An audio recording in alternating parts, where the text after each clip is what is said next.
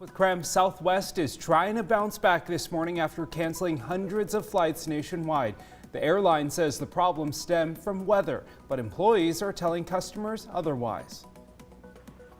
I was told there may be a crew issue, basically.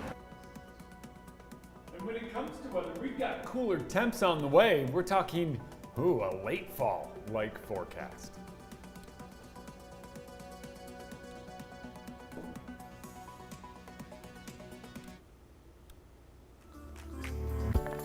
Up with KREM begins now. Well, good morning, everyone, and happy Monday. Thanks for joining us on Up with KREM. I'm Channing Curtis. Glad to have you here with us. I'm Tim Pham. We want to get right to our top story here at 6:30. That's right. Southwest Airlines is starting to bounce back this morning from a massive travel disruption over the weekend. Hundreds of flights were canceled, leaving thousands of passengers scrambling to find new flights to their destinations. So right now, this is a live look at the Spokane International Airport. Now, only one flight is listed as canceled. The flight was supposed to leave at 6 o'clock this morning for Phoenix. Overnight, a Southwest flight coming to Spokane from Las Vegas landed about 3 hours after its scheduled arrival, getting passengers to Spokane just before 3 a.m. One flight coming to Spokane from Denver this morning is also delayed, but that one's just less than 30 minutes. Yeah, so the effects we are seeing here in Spokane are nothing compared to crowds at some of the larger airports. So here's a live look at, at LAX and San Francisco's airport this morning. The airline canceled nearly 2,000 flights nationwide. That's about 28% of its schedule. Customers are now wondering exactly what caused the disruption.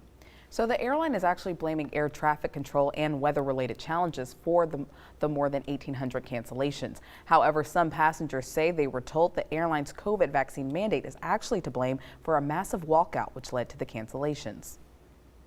I was told there may be a crew issue, basically. So the union representing Southwest pilots denying they ordered any walkouts due to the mandate, even though Southwest is blaming weather and air traffic control. Other airlines had much fewer cancellations. Southwest says it is still operating fewer flights than it did pre-pandemic, which makes it tougher to reschedule flights. We're gonna try and get there. When, I don't know. It's not been fun, it's not a good way to end our honeymoon. I'm sure the emails will be full, so I've got to get back. Southwest announced a week ago that they are requiring employees to be vaccinated by December 8th. Now, the federal vaccine mandate also starts that same day, and airlines that don't comply could potentially lose government contracts. So we will continue to follow up on this and give you updates on the flights in the Spokane area all this morning long here on Up with KREM. So let's take a live look at Snoqualmie Pass this morning. October snowfall officially arrived over the weekend, just in the mountains though, thankfully for now at least. Yeah. Thanks for the disclaimer. So on the right is what roads looked like over the weekend, and now they are clear. So in the Spokane area, people are waking up to temperatures near or below freezing. Jeremy Legoo is back with us this morning. Jeremy, I feel like you probably brought the cold weather back with you. I came from California. I brought back a tan and some, I got back and I was like, all right, let's do this. So early on this morning, yes, it is chilly outside, and buckle up, it gets even colder the next couple of days. Right now, beautiful start to the day, sun getting ready to come up, and temperatures still trending in the mid-30s, but around town, it is a bit cooler in many locations. Actually, I can just look at this really quick. So we'll talk about it while we do so. 22 degrees. As you take a look at Deer Park, 27 in Sandpoint, 27 in Coeur d'Alene. You move down to St. Mary's, you're not too far from there. It's 34 at the airport. It's 30 at Fairchild Air Force Base. It's 30 at Phelps Field. And it's, 27 in Spokane Valley. So it really depends on where you are this morning. Most locations a little cooler than that 35 that it suggests there. And most locations 15 to 25 degrees colder than where we were 24 hours ago. That was Sunday morning. So it is a chilly start to the work week, and tomorrow gets even colder for that reason. We have freeze warnings and frost advisories in place to our west and down to our south. And the reason we don't have them here is because by now we've already done it a few times, and no point in warning something that is starting to become more normal. Yeah, that's right. It does become more normal. So, hey, don't shoot the messenger. Instead, let's talk temperatures because this morning we go from a chilly start to the day. Those temps down near 30 in parts of town to the mid 50s this afternoon. And that is a giant jump this time of year considering our days are much shorter and the sun angle's not as high. But it takes us a while to get there. We're in the mid 40s at 11, still in the 40s by noon.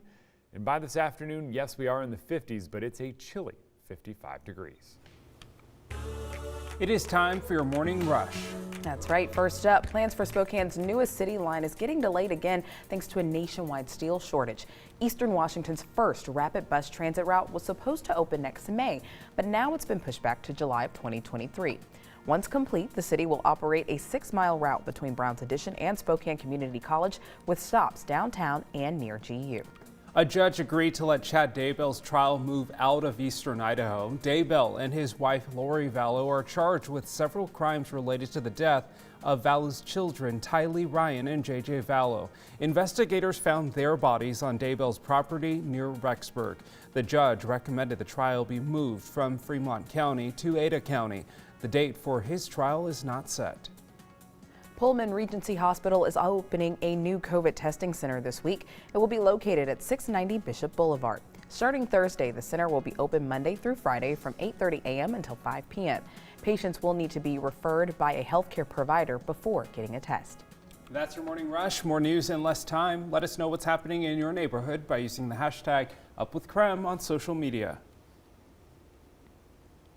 This morning on the CW22, we're celebrating Hispanic Heritage Month, and we're highlighting a special program at the U of I designed to help students in our region. And we're going to take you outside. We talked about a chilly day today. Tomorrow, a little cooler. And by Wednesday, we top out in the mid 40s after the chance of rain and snow early in the day.